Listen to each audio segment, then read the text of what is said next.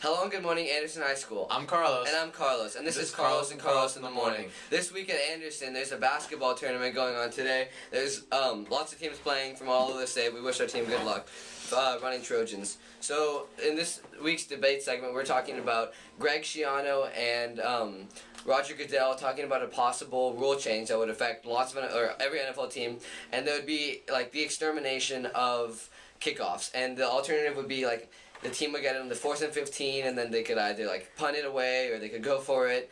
Well, Carlos, what do you think about this rule change? I think it's going to ruin the game, and I think the only thing it's going to do is it's going to make everyone angry. Yeah. It's going to ruin it. What I was reading was like, what was it? 4th and 15s where they're going to start with the ball. About. Yeah, I don't know. I don't agree with that at all. I think it's just going to ruin everything. It ruins the beginning of the game. I mean, when you think of Super Bowl and like, man, I'm ready for kickoff. You're not. Oh, I'm ready for them to punt the ball. Yeah, exactly. Like, I feel like it's going to have like disastrous effects. I feel like that is like, you're changing too much about the game, and then there's a statute of limitation of how much you can change without players and fans getting upset. And I feel like you can't mess with this. They already like changed the player of the starting position of the kickoff. Yeah, and I think that ruined it. Anyway. Yeah, and that was like too many kickoffs this year. But I understand where they're coming from to keep players safe, but I don't think they should do this. All right, well, we're gonna move on, and we're gonna talk about head coach. If you were a head coach or if I was a head coach, and the two teams that we're gonna debate about today are the Texans and the Falcons. Yeah.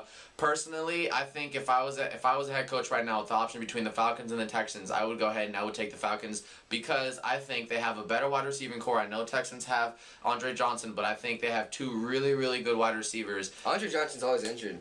That is true. He's battling a lot of. And I also think Matt Ryan's a little bit better than Matt Schaub is. I know that might be a big thing to say, but I do think Matt Ryan's better than Matt Schaub. You know, I'm taking the Texans just because of the position the Falcons are in right now. They're both 11-1, granted, but like the Falcons have lost 3 straight of their first playoff games in the last 3 years, and now the GMs and the fans are kind of getting restless. And if they don't perform like they should this year, and they should go far in the playoffs, they have a good enough team to. But I feel like, you know, just the sense of urgency starts to creep into that organization of like, what if we lose in the first round again? Because they're like, teams can beat the Falcons. There's a game plan that you can beat the Falcons. They've just been like skimping by their games this year by winning by just a couple of points. And I feel like the Texans, they have a better defense, and they're a more all-around team. You can't go wrong with J.J. Watt. Absolutely.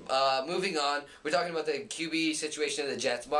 Rex Ryan put out a quote that said, "We're very fortunate to have 3 QBs. I'm feeling good about. We're in a better position than a lot of teams." What is he trying to say with this?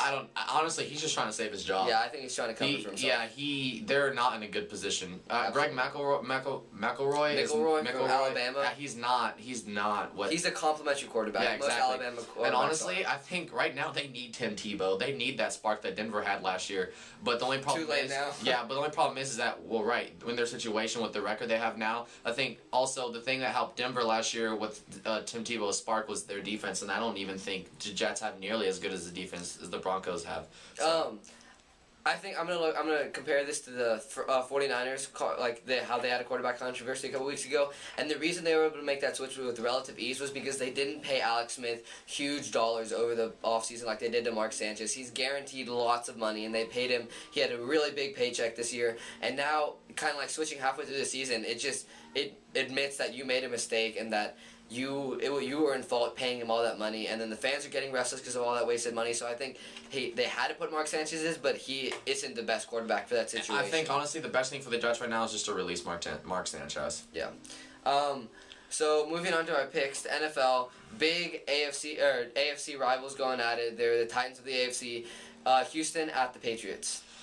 I'm gonna go ahead and I'm gonna take the Texans just because of how good their defense is and how weak the secondary for the Patriots are. I don't think they're gonna be able to stop Andre Johnson. He's just a monster. And Matt Schaub, like I know I said I'd take Matt Ryan before, but I think Matt Schaub's a really good quarterback. Now Tom Brady is amazing, but Tom Brady versus Houston's defense, I'm gonna go ahead and I'm gonna take Houston's defense. An interesting statistic to notice: Patriots haven't lost at home in December in 11 years. 11 years they've been undefeated at home in December. Well, be careful today. I think Monday. But I think the Patriots, I'm taking the Patriots just because they have such a dynamic offense, and Tom Brady's seen it all. He's seen every look that they can throw at him. Yes, they have dynamic players like J.J. Watt, but they can run the ball this year. They can throw it to their wide receivers. They have good tight ends. I know Gronkowski's still injured, and Bill Belichick is a hell of a coach that he can make a game plan. And the Patriots defense has improved. They got Aqib Talib, and they've started to shut it down, and they've actually been one of the better defenses in the NFL over the last weeks as far as and they're actually the best team as far as turnover ratios. So I feel like if Tom Brady doesn't throw any interceptions like he has shown that he can, and that they always coach their ball possession. So I feel like if there's no turnovers in the Patriots shot, I think the Patriots are going to be able to win but this with one. Houston's defense, there's going to be turnovers. So. Well, with a veteran quarterback like Tom Brady, he knows that he can't force throws. But it's going to be a good matchup to see. It's a toss-up, but I'm taking ULA, and I feel really strong about this game. They're going to win. Next, very big for Washington seasons. Baltimore's coming into Washington. RG3, huge sensation. Who are you taking? Well, we all know that Baltimore just recently lost their home winning streak, and I know this isn't at their home, but RG3 is just playing at a level that I think people expected, but this is still I'm still amazed. Surprisingly good. So, and with Baltimore's beat up defense, I know Ray Lewis is going to practice, but who knows what he's actually doing at practice. I honestly think Baltimore's going to win this game, but if RG3 can get some help Alfred Morris is a big upside for them, but I think they need outside help. And if they can get that, then they might win this game, but I don't think it's going to happen, so I'm going to take Baltimore. Okay, I'm going to take Washington because of how dynamic their offense is. They, on the one series I was watching against the Giants, they ran the same play, exactly the same play that started off with 4 times in a row, but one of them was an option keeper, one of them was a huge run with Alfred Morris, one of them was a play action pass, one of them was just a deep pass. So with that many looks, and this is an old Ravens team as far as defense goes, I don't think they have the speed to match up with this new Redskins, and I feel like it was kind of a blow. They kind of felt invincible at home last week and before, but I feel now it kind of shows Baltimore is they're just humans, and I feel Washington's going to win this game and continue on a hot streak. Moving on to the NCAA. We have Oregon and Kansas State. Oregon and Kansas State are playing for the Fiesta Bowl. It's a big game. It's a big statement game for Oregon, and I also think it's a big statement. Still have a lot to prove for Colin Klein. I think this is a big draft booster for him. So also for Kenyon Barner, but.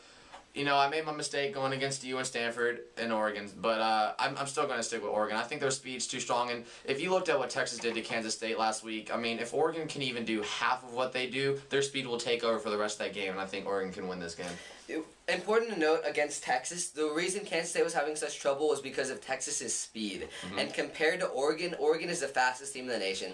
And the reason I picked Stanford to win in the game against Oregon was because they had the #1 rush defense, and they're just a very physical football team, and they were able to throw around Oregon a little bit. But I don't see that with Kansas State. I see they have a good quarterback, but their defense is lacking, and honestly, their offense has picked up the slack this year. So I feel against a team like Kansas State, Oregon's going to be able to play the game that they want to play, mm-hmm. have lots of up-tempo offense, and they're going to just wear down this Kansas State defense. If you look at Colin Klein, you think of a running quarterback and also a passing, but Colin Klein's not even that fast. He's just hard to bring down. Yeah. With the speed they have, Oregon's very good at gang tackling. So honestly, Oregon's going to win this game because they're going to be able to stop Colin Klein. Looking at a game, it's kind of the Wisconsin shouldn't have been at this position because they were only here because the Nittany Lions and Ohio State are on probation this year. So Wisconsin going against a very tough Stanford team. Who are you taking in the Rose Bowl? I'm going to go ahead and take Stanford. Yeah. Wisconsin isn't what they should be, and they're not where they should be. Or Wisconsin isn't even ranked. Stanford is a very good team. They're going to win this game.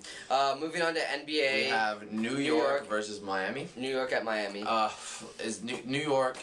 I'm going to go ahead and take New York. Miami is just, they almost lost to San Antonio when they didn't even start their starters, so I'm taking New York. Yeah, I'm going to take Miami. I'm going to take Miami on this game. I think they're going to have a rebound. Lakers at OKC. OKC, Kevin Durant. Yeah, I'm taking the Lakers. I feel like hopefully they can get on a streak and start winning some games. Look for these jerseys they're going to be wearing. It's going to be pretty cool. All right, this is Carlson in the Morning. Thank you for watching. See you, man.